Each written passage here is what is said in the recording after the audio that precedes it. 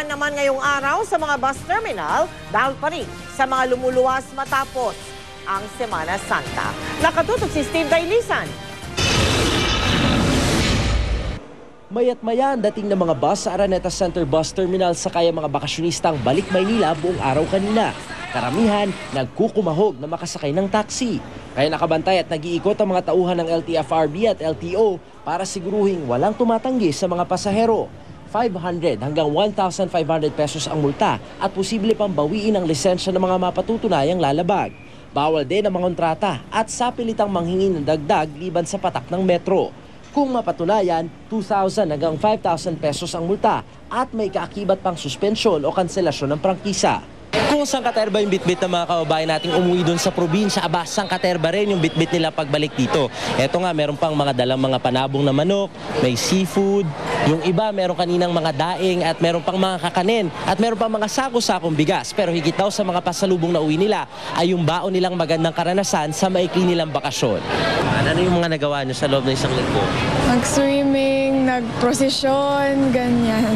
Nakapag-enjoy naman, nakapagpunta ng one day sa Boracay, gano'n. Ang ilan namang sa Maynila nagsemana Santa, balik probinsya na rin. Umpisa na raw kasi ang kaliwat ka ng piyesta sa mga barangay. Kaya siksikan pa rin sa terminal at halos wala ring madaanan maghapon dahil sa mga bagahe ng mga papauwi. Bagamat bitin, sulit naman daw bakasyon lalo't muling nakasama ang mga mahal sa buhay. Opo, balikan lang kasi marami pang gawain doon. Yung family banding, then yung pagkuha ng gunita ng Holy Week din. Dito Salubong? Yes, opo. Nagsimba din kami. Hanggang tenga naman ang ngiti ng mga bus company lalo't bawing-bawi raw sila sa biyahe. Siyempre masaya sir dahil lahat ito paano nakaka-recover din tayo pagdating ng season, bawi lahat. Sa Batangas Port naman, maagang nag-ikot ang DOTC para siguruhin walang overloading at seaworthy ang mga bumabiyaheng barko at bangka.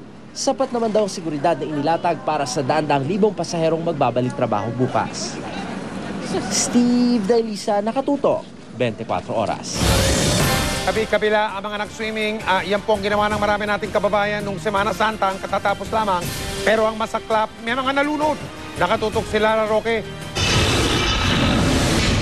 Imbis na masayang bakasyon, naging mapait ang karanasan ng 5 magkakaibigan sa Liloan City sa Cebu.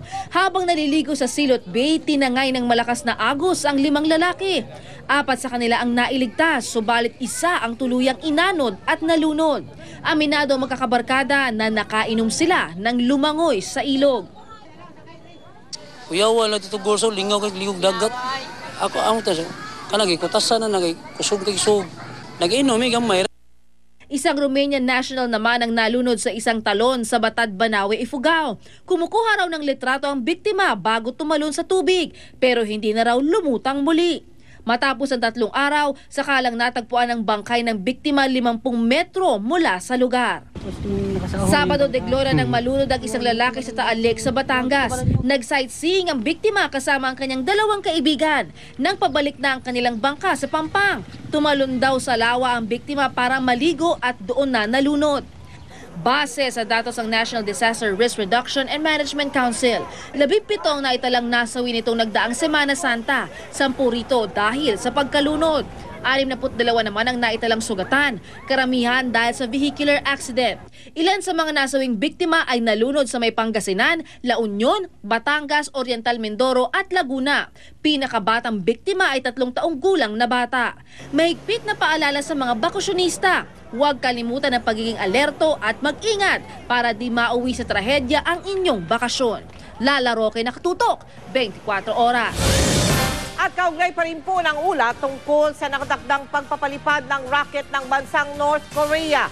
Naka-red alert na, simula po yan sa Huwebes, ang National Disaster Risk Reduction and Management Council dahil posible raw bumagsak sa Pilipinas ang pira-pirasong bahagi ng rocket ng North Korea. Pati ilang tagahilagang Luzon hanggang dito sa Metro Manila, pinag-iingat po. Mula sa tanggapan ng NDRRMC, nakatutok live si June Veneracion. June? Mel, 2 tagpo ang ikinakatakot ng ating National Disaster Risk Reduction and Management Council o NDRRMC dahil nga dito sa nakatakdang rocket launch ng bansang North Korea. Itong line of sight siya. Sa karagatan ng Pilipinas, inaasahang babagsak ang ilang bahagi ng rocket ng North Korea. At dahil sinasabing wala pang perfect launch ang NOCOR, dalawang senaryo ang kinakatakot ng NDRRMC. Una, kapag sumobra ang lipad ng rocket. At pangalawa, kapag napakiling ito ng konti pa kanan. Sa parehong senaryo, posibleng sa lupa babagsak ang mga debris mula sa rocket. Sabi ng NDRRMC, kapag sumobra ang lipad ng rocket, Bicol region ang pwedeng maapektuhan. At kapag kumana naman, Northern Luzon ang posibleng tamaan. Yung debris, unguided, misguided, to whom it may concern. Kung nag-overshoot, may problema tayo. Kung undershoot, wala tayong problema. Kung kumanan, may problema tayo.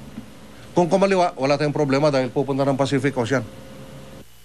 Karaniwang nahahati ang mga rocket launch sa ilang bahagi o stages para makarating ito sa kalawakan. Sa bawat stage, kumakalas ang bahagi ng rocket na naglalaman ng fuel, oras na maubos na ito.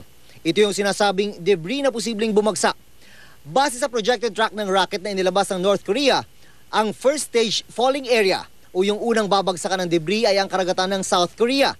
Ang second stage falling area naman ay sa karagatan di kalayuan sa Santa Ana, Cagayan. Bukod sa mga nasa Eastern Seaboard, pinag-iingat din ng NDRRMC ang iba pang probinsya sa Northern Luzon at Metro Manila. Magmatsyag lang. Kaya kung ako ang mag-advise, stay indoor. Hindi naman ito strictly, huwag kayo lumabas. Wala akong sinabi na ganon. Yung magmatsyag, baka may lumilipad dyan, makita mo naman umilag ka lang. Pinaalalahanan na rin ang mga mangingisda, lalo na yung mga residente malapit sa baybayin ng Santa Ana, Cagayan na mag-ingat. Pero ipinagkilit-balikat lang ito ng mga mangingisda. Nakatakda rin ipagbawal ang paglalayag sa karagatan ng Catanduanes mula April 12 hanggang 16 dahil sa posibleng banta ng rocket launch. Sa isa ng pulilyo sa Quezon, nagdulot na ng takot ang balitang posibleng bumagsak sa karagatan malapit sa kanilang lugar ang pira-pirasong bahagi ng missile. Umaapila ang ating Department of National Defense sa North Korea na wag nang ituloy ang rocket launch. Patuloy daw ang koordinasyon ng DND sa kanilang counterpart mula sa mga bansang posibleng maapektuhan para sa masusing monitoring sa oras na matuloy ang plano ng North Korea.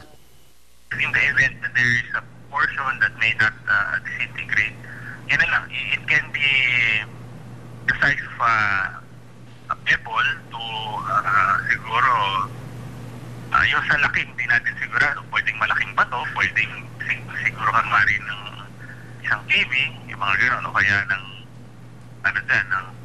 pwedeng paksing laki lang na bato. But still, no, if this is falling from the sky, kahit maliit lang yan, delikado yan.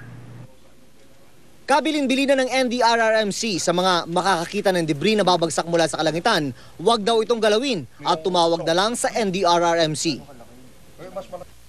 Pero Mel, paglilinaw ng NDRRMC, ayaw daw nilang lumikha ng panik at takot. Ang gusto lang daw nila ay mabigyang kaalaman ng publiko para maging handa at alerto sa posibleng epekto ng rocket launch ng North Korea. Mel? Tama nga yun, Jun, pero bukod dyan, ano pa ang maaaring maranasan dito sa atin? Pagdaan ng rocket o pagbigay ng rocket, ano maaari pang maranasan? Bukod doon, sabi mo nga, may babagsak na pira-piraso, no? Pero aside from that, meron pa ba, Jun? Actually, Mel, talagang ang primary concern nila yung debris. Kung ano pa yung mga posibleng mangyari, actually, Mel, ang situation ngayon, inaamin ng NDRRMC para silang groping in the dark, nangangapa sa dilimel, hindi nila alam yung mga detalye kung ano pa mga posibleng mangyari. At ang sitwasyon daw ngayon, mas maraming katanungan kaysa sa kasagutan, Mel. At may pag-asa bang masagot yung mga katanungan, June, bago sumapit ang Thursday? Yun ang hindi masabi ng ating NDRRMC, Mel. Patuloy nga yung kanilang koordinasyon. Basically, nagre-rely sila sa mga information na nire-relay sa kanila ng kanilang mga counterparts, Mel. Ay, nako. Ibig sabihin, June, marami ka pa palang aalamin dyan, ha? Tabayan na namin ang mga karagdagang ulat mula sa'yo. Maraming salamat, June Veneracion. Kinundi na naman ng dalawang grupo ang ating gobyerno dahil sa manoy tinatawag nilang pag-overreact kaugnay sa nakatakdang pagpapalipad ng rocket o missile na yan ng bansang North Korea. Ayon kay Alliance of Concerned Teachers Representative Antonio Tino, hindi raw nakatutuwa ang reaksyon ng gobyerno. Nagdudulot lang daw ng panik sa taong bayan. Una na raw iginiit ng ilang opisyal ng bansang North Korea na hindi missile ang kanilang palilibarin. Ganito rin ang paniniwala ni Kabataan Party List na tagapagsalita Terry Ridon.